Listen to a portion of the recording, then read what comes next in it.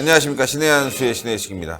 손석희 JTBC 대표가 19시간 동안의 경찰 조사를 마치고 오늘 새벽 귀가했습니다.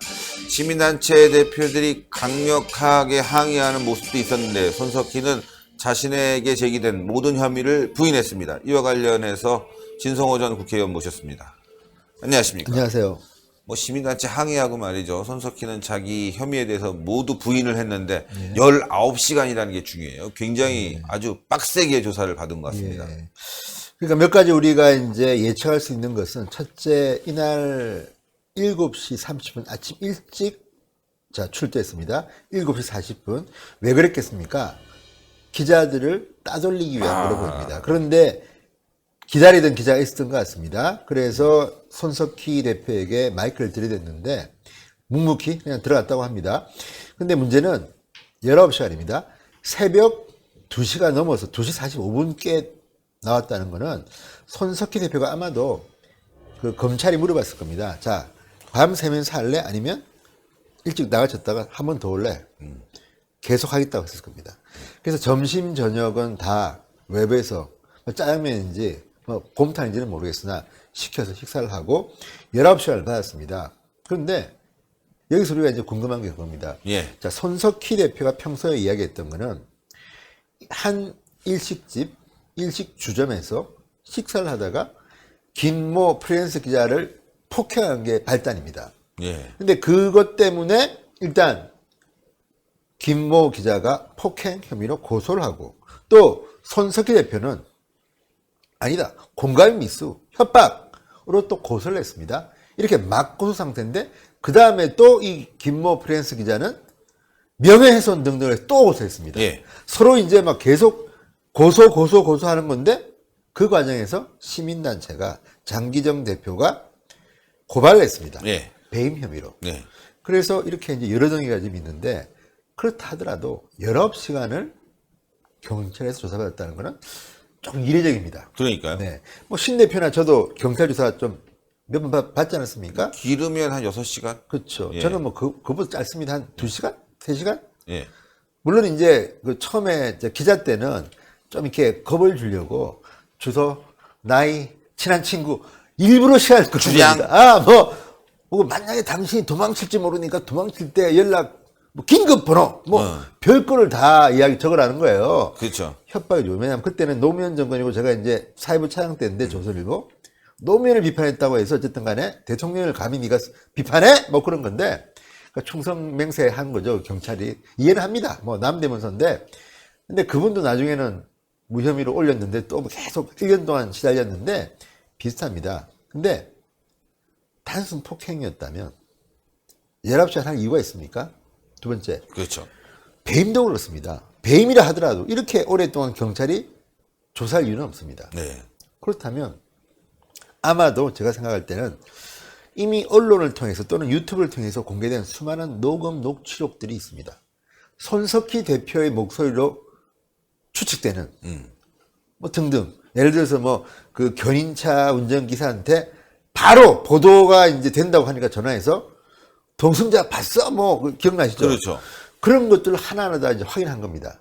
그리고 경찰이 이렇게 길게 조사하는 것은 검찰의 수사 지휘가 있습니다. 그렇죠.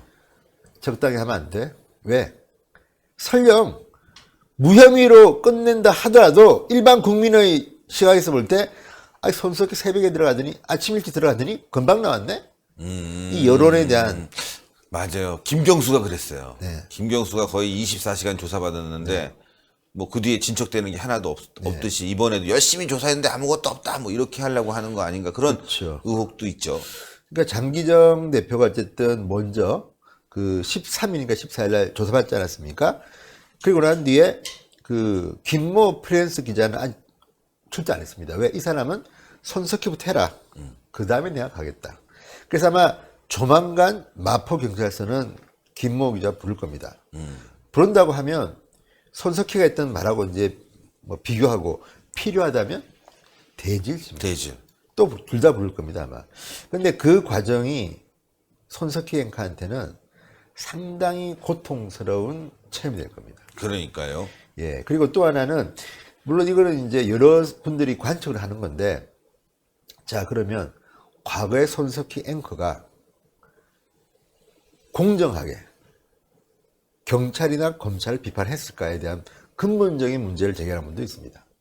예를 들자면 검사 중에도 그게 뭐냐면 우리가 이렇게 하면 안 되는 거긴 하지만 사람이란 게 감정의 동물입니다. 그렇죠. 과거에 손석희 앵커가 했던 일을 우리는 알고 있다. 알고 있죠. 검찰에 대해서 가혹하게 마치 도덕 군자인 양 이렇게 하면 안 된다. 검찰 뭐 개혁해야 된다. 했지 않습니까? 그렇죠. 예를 들자면 땅콩 해양 뭐 등등에서 한진 카알 그룹의 조씨 일가를 이야기할 때 무슨 변호인단이 10명이나 됩니다. 이거 뭐 비싼 사람들인데요. 비판했습니다. 이번에 어떻겠습니까? 본인이 10명입니다. 게다가 검찰 미투. 정관 예우로 보이는 분도 있습니다. 물론 그리고 또 지금 말하지 검찰 미투. 물론 이것도 뭐 검찰의 발전을 위해서 또 검찰 미투 있으면 안 되기 때문에 뭐 그런 것들은 좋습니다만 과연 그 손석희 앵커의 그 손석희 대표의 판단이 일방적으로 피해자를 출연시켜서 하는 것이 방송의 공공성에 맞는지에 대해서는 언론 학자들도 문제 제기하는 분도 있습니다. 네. 왜? 녹화를 하든지 예를 들자면 KBS는 과거에 김부선 씨를 이제 보도를 할 때 녹화해서 혹시라도 사고 날까봐 라이브는 굉장히 위험한 방법입니다. 그렇죠. 설령 아무리 이 피해자 말이 맞고 가해자로 지목된 검사 간부가 나쁜 사람이라 하더라도 재판도 거치지 않은 상황에서 일방적으로 한 사람을 출연시킨다. 또는 지난번에 안희정 전 지사 케이스도 마찬가지입니다. 맞아요. 그 긴 시간 동안 피해자라고 주장하는 분의 목소리를 그대로 냈다? 1심은 무죄 나오지 않았습니까? 예. 이거는 언론 그 준치에 보면 사실은 논란의 여지가 상당히 많은 겁니다. 네. 그랬던 손석희가 이번에는 수많은 언론의 녹음 파일, 손석희 목소리 맞을 겁니다만 제가 맞을 거예요. 맞는 거예요. 네. 그런 목소리들이 다 전파를 탔습니다. 그리고 손석희 앵커의 논리대로 하면 피해자가 증거입니다. 그렇죠. 재판도 필요 없습니다. 여론재판입니다, 이거는. 그래서 검찰에서 아까 이야기했던 그 검찰 미투도 있지만 그거 말고도 우리는 기억하지 못하지만 검찰에 대한 제대로 된 비판도 있겠지만 조금 검찰 입장에서는 억울한 비판도 있을 겁니다. 그런 것들을 감안하면 혹시라도 그렇다는 게 아니고 혹시라도 야 이번에 왔다 제대로 똑같이 우리도 그대로 하자. 이게 그러니까 편파하자는 게 아니라 제대로 한번 해보자. 제대로 해보자. 경찰도 그동안에 물론 비판받을 때도 많이 했죠. 그렇지만 저는 참 화가 나는 게 문재인 대통령이 최근에 총칼찬 무슨 순사? 정말 그런 식으로 경찰의 명예를 훼손하는 발언들을 하고 또 경찰이 물론 잘못한 거 있겠죠. 그렇지만 그런 것들이 다 쌓여 있습니다. 근데 이번에 손석희 앵커가 피해자 신문으로 온 겁니다. 오셨어요? 공정하게 당신이 말한 정의에 맞게 제대로 한번 조사받아 봅시다. 그거 아닙니까 지금? 그럴 가능성이 더 높네요. 있죠. 이거. 19시간이고 그리고 손석희 대표가 나갈 때 말이죠. 표정이 좋지 않았어요. 기자들한테 약간 짜증이 섞였다고 그럴까? 뭔가 좀 불만이 있는 그런 표정으로 답변을 했거든요. 사진도 좀 있으면 한번 찾아보는데 예. 어쨌든 그 시간까지 기자들이 남아서 새벽 2시 45분이라는 거 아닙니까? 기다렸다는 겁니다. 오늘은 휴일입니다. 그럼에도 불구하고 많은 기자들이 그리고 유튜브들도 개인 유튜브들도 와서 그냥 기다렸다는 거 아닙니까? 심지어 차를 막 막으면서 뭐 이런 건 좋은 건 아닙니다, 솔직히. 그렇지만 아니죠. 어쨌든 이 관심 흠집 났죠, 손석희 이미지에. 그러니까 본인이 했던 방법입니다. 저는 사실은 이 검찰 포트라인도 없앨 필요도 있다고 생각하는 이유가 아니 검찰에 불려가는 게 물론 죄가 있어서 불려가는 사람도 있지만 억울하게 불려가는 사람도 있습니다. 그런데 누구나 다 유명하다고 하면 포트라인에 세워놓고 사진 찍고 어떻게 생각하십니까? 무슨 말씀 하시겠습니까? 그거를 손석희는 아주 오랫동안 했습니다. 그 방송은. 그렇죠. 근데 이번엔 본인이 당한 겁니다. 반사. 그리고 그 얼마 전 제가 소개했지만 윤성민 서울대 교수가 쓴 칼럼이 그거 아닙니까? 일반 시청자들이 볼 때는 손석희라는 앵커는 정말 누가 봐도 정의롭고 도덕적으로 완결한 손석희입니다. 그래서 그 멘트가 하나하나가 다 시청자들을 가슴을 때렸는데 똑같은 일이 벌어졌을 때 본인에 대한 잣대는 옳았습니까? 그렇죠. 자, 제가 보니까 그런 말씀들을 많이 하십니다. 손석희 앵커가 태블릿 PC 보도하고 또는 뭐 그 방송에서 기자들이 나와서 과거에 기억할지 모르지만 팩트 체크라는 게 있습니다. 예, 팩트 체크. 세월호가 어떻다. 박근혜 전 대통령이 그때 대통령 시절에 무슨 약이 어떻다. 뭐가 어떻다. 주사 맞았다. 미용사가 어떻다. 수없이 많은 보도가 팩트 체크를 했습니다. 손석희에 대한 팩트 체크를 해야 되는 거 아닙니까? 그렇죠. JTBC는 자 그러면 팩트 체크 해보겠습니다. 왜 과천의 교회초장에 그 시간에 회사차를 타고 손석희 대표는 갔을까요? 그렇죠. 팩트 체크. 그리고 동승자가 있었나요? 상황을 보니까 있었을 수도 있고 없었을 수도 있고. 왜 그러면 빠른 속도로 달렸나요? 뒤에서 빵빵거리는. 뺑소니까지 하고. 네. 150만 원을 현금으로 줬나요? 송금을 했나요? 왜 줬나요? 단순 접촉 사고를 하는데. 그리고 150만 원을 해결해놓고 왜 뒤늦게 김모 프랜스 기자가 취재를 하니까 따로 불러서 이야기하다가 안 되니까 기자 자리를 제의하고 나중에는 투자, 그 회사에 뭐 한 달에 1,000만 원 보장해주겠다. JTBC 돈으로. 이거는 배임인가요? 횡령인가요? 뭔가요? 해야 되는 거 아닙니까? 그렇죠. 저는 솔직히 뭐 관음병 병자처럼 말이죠. 관음증 병자처럼 뭐 누구 아나운서하고 관계가 어떻고 이런 말 하면 안 됩니다. 저는 그거는 단호히 거부합니다. 그렇죠. 그렇지만 그거는 정말 사생활 문제고 우리 알 수 없는 영역입니다. 괜히 그거로 뭐 장난치는 건 저는 반대하지만 이미 드러나 있는 목소리와 상황들을 보면 충분히 팩트 체크해야 됩니다. 맞습니다. 그거를 지금 오늘 손석희 대표가 마포경찰서에서 19시간 동안 조사를 받고 나온 겁니다. 이거로 끝나는 거 아닙니다. 그 다음에 김모 프레스 기자가 들어갈 겁니다. 그 김모 그 프레스 기자가 경찰에 낸 의견서, 진술서 이미 다 우리 보지 않았습니까? 상당히 구체적이고 일관된 흐름이 있습니다. 그런데도 손석희 대표는 뭐 이거 협박이다. 아니다. 그러면서 이거 인용하는 보도 가만두지 않겠다. 가짜 뉴스다. 예. 그럼 진실 이야기해야죠. 그렇죠. 내가 왜 거기 갔는지, 갔는 건 사실인지, 뭐 했는지, 뭐 녹음에 나옵니다. 보기 위해서 갔다, 등등 나오지 않습니까? 소변. 맞습니까? 모릅니다. 모릅니다. 녹취록에 나옵니다, 그게. 예. 나옵니다, 그게. 그렇죠. 근데 그런 것들에 대해서 합리적인 의심을 하는 많은 국민들이 있고, 또 기자들은 보도를 해야 될 거 아닙니까? 그렇죠. 손석희 정도면 대한민국 최고의 영향력을 가진 언론인이라고 자타가 공인하는 분 중에 한 명입니다.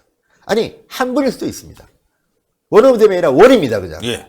그렇다면 그동안 자기가 했던 그 많은 앵커멘트, 신뢰도, 도덕성, 정확성에 근거한 그 많은 본인이 거의 재판관처럼 행세했습니다. 근데 왜 자기 문제는 그렇게 관대합니까? 그러니까요. 그래서 오늘 19시간인데 그 얼마 전에 어쨌든 장기정 대표가 조사를 받을 때 무슨 뭐 특경법?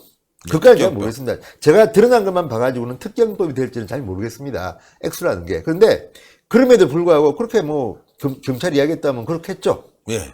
그리고 그게 만약에 맞다면 중형이죠, 이거. 최상 구속입니다. 구속입니다. 예. 어떻게 될지는 제가 모르겠습니다. 그러니까 지금 진행되어 오는 거는 손석희 앵커의 말대로 긴 싸움이 될 겁니다. 본인이 이렇게 이미 이야기했습니다.